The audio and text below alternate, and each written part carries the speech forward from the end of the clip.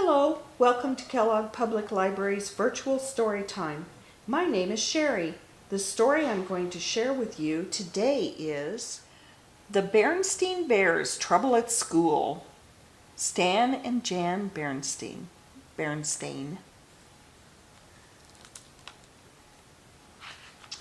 When a problem at school is kept secret too long, it can grow till a cub thinks that everything's wrong. Trouble at school.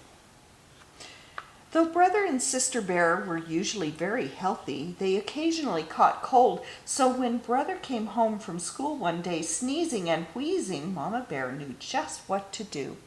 She took his temperature, tucked him into bed, and went right to the phone and called Dr. Grizzly.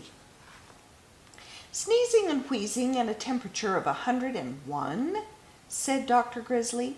"Keep him in bed, give him plenty of liquids, and keep him home from school until his temperature is back to normal." Mama followed the doctor's orders, and little by little, brother's temperature began to go down. "I feel a little better," he said. "May I get out of bed?" "I'm afraid not," said Mama. "The doctor wants you to stay in bed."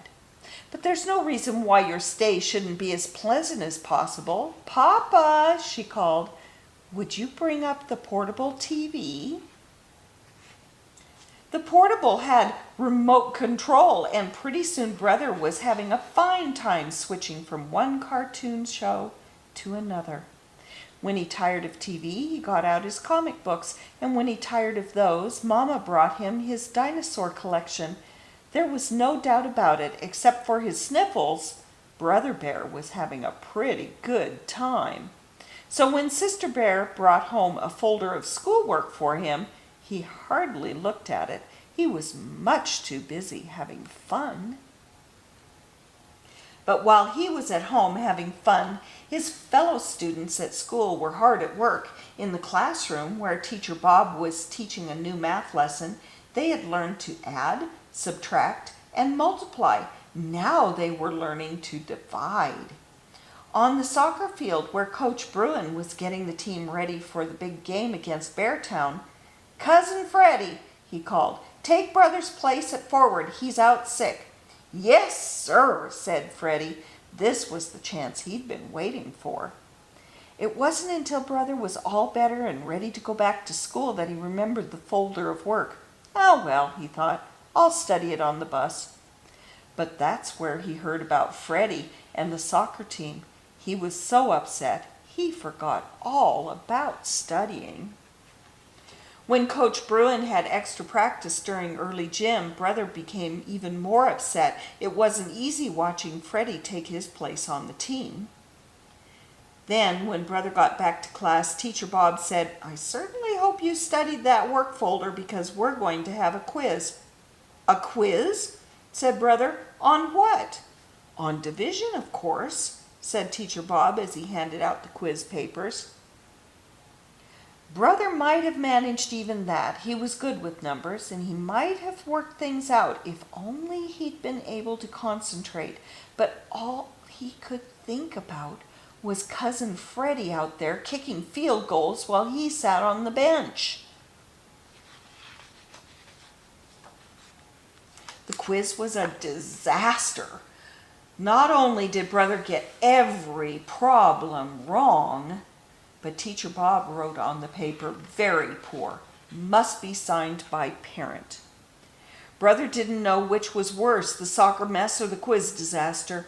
What would he say to Mama and Papa when they asked him how things had gone at school? He was so busy feeling sorry for himself on the bus ride home that he didn't notice that Sister was coming down with a bad case of the sneezes and wheezes. "Oh dear," said Mama when she saw Sister. "You've caught brother's cold. Into bed with you." She and Papa were so busy attending to Sister that they forgot to ask brother how things went at school.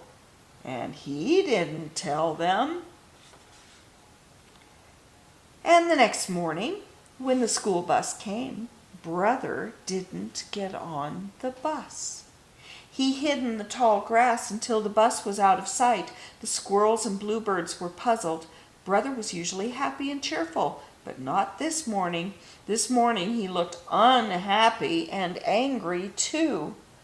"Phooey!"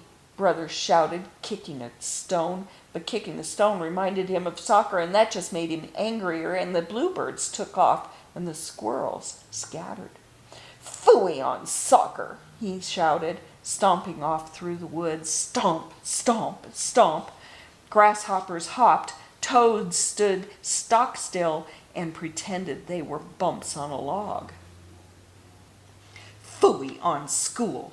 Brother shouted, stomping out of the woods. Pansies hid their faces. Ladybugs flew away home. "And," he said, reaching into his school bag, "phooey on division." He had come to the top of a big hill. He took out the quiz, folded it into a paper airplane, and sailed it high into the air. The hill overlooked a swampy, overgrown bog. As Brother watched the quiz circle and swoop, he noticed something out of the corner of his eye. A familiar house at the edge of the bog. Grizzly Gramps was working on a ship model when he heard the knock. Gran was making cookies. They weren't expecting visitors and certainly weren't expecting Brother, especially during school hours. It didn't take long for the whole story to come out. Gramps and Gran listened quietly as Brother told them about catching cold, the folder of work, the soccer mess, the quiz disaster, the missed bus, and the paper airplane. "Come with me, young feller," said Gramps. "I want to show you something." Gramps took Brother by the hand and led him deep into the bog. "There," he said, "that's what I wanted to show you." It was a very old wagon sunk almost out of sight in a muddy pond. "How did it get there?" asked Brother. "It wasn't easy," said Gramps. "I went to a lot of trouble getting that old wagon into this swamp." Then with a twinkle in his eye, he said, "Just the way you did getting over your head at school."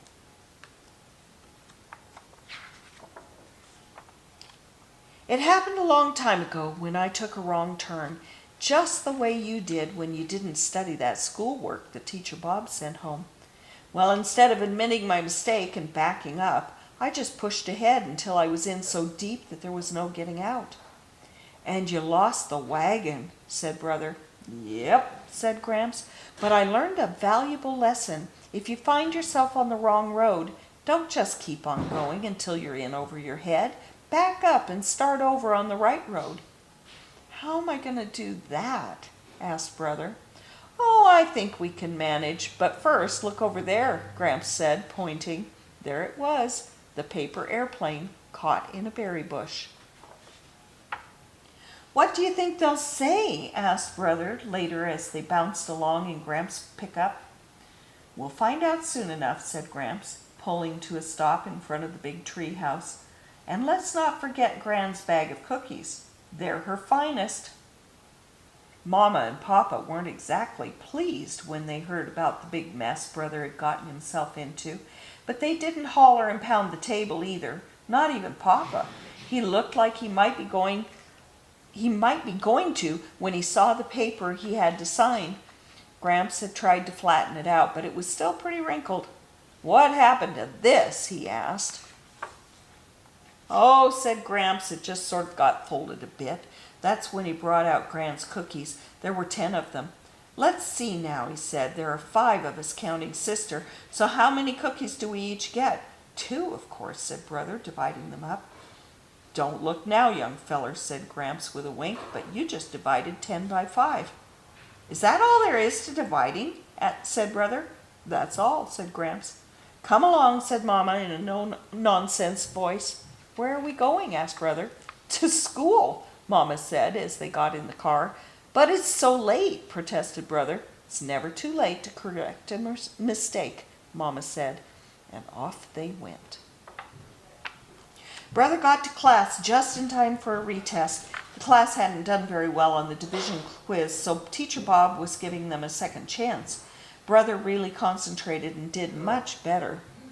And that afternoon he got a second chance at soccer too. It was the big day of the big game against Beartown, and things weren't going very well. Brother, said Coach Gruen, I want you to go in for Freddie. I don't think he's quite ready for the first team. Glad to help, Coach, Brother said as he ran on to the field. You know what they say, it's never too late to correct a mistake. And that's the end of our story. Thank you for listening.